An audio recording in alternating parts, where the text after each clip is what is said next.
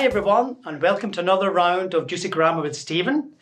Today we're going to be looking at telling the time. Now, first of all, when we're telling the time, if we look here, we have a big hand, it's called a big hand, and a little hand, it's called a little hand.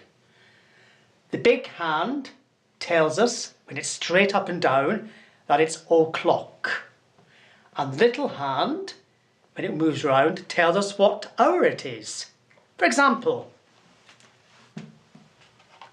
if we look at this one here, the big hand is at 12, so it's o'clock, and the little hand is at 7, so it's 7 o'clock. Let me change it a bit.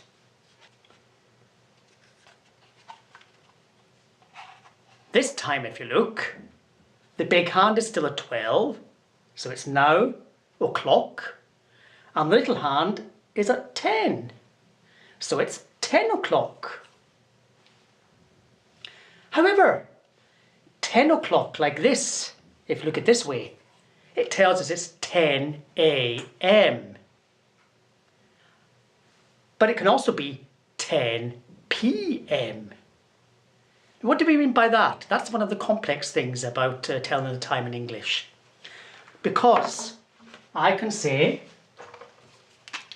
10 a.m. or 10 p.m. And it's all to do with whether it comes before midnight or after midnight. Let me draw a line. This is midnight. It's dark.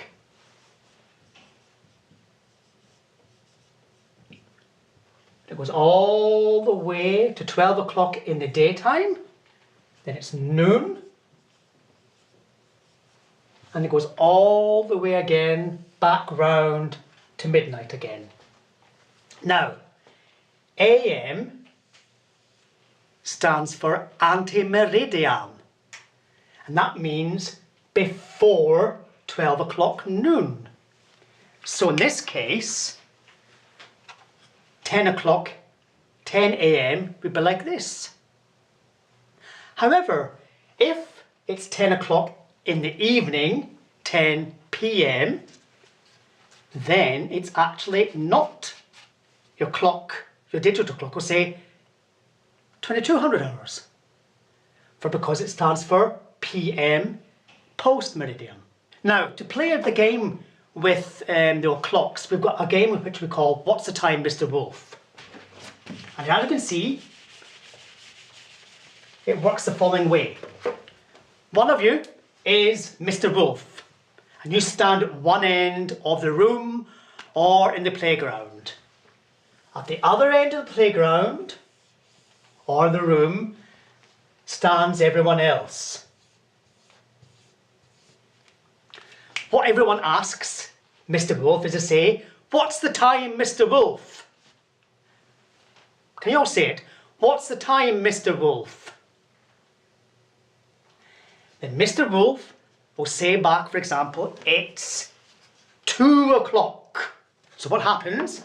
Everyone takes 2 steps forward. 1, 2. Then everyone asks again, "What's the time, Mr. Wolf?" And Mr. Wolf would say 3 o'clock. So everyone takes 1, 2, 3 steps forward. Now, the next time, "What's the time, Mr. Wolf?"